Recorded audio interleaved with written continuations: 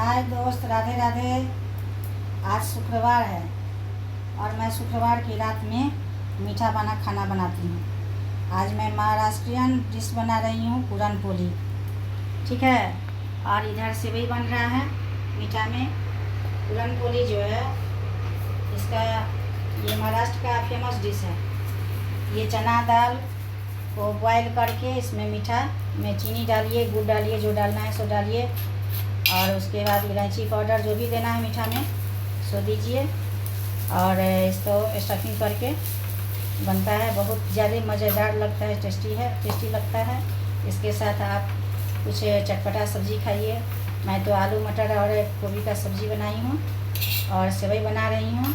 इधर ये पूरन पोली तैयार हो रहा है, तो आप देख सकते हैं कि कितना मज़ेदार देखने में ही लग रहा है और खाने में तो खैर मस्त ही लगता है। ठीक है। ये महाराष्ट्र का फेमस डिश है। तो आप लोग को कैसा लगा सो बताइएगा कमेंट में।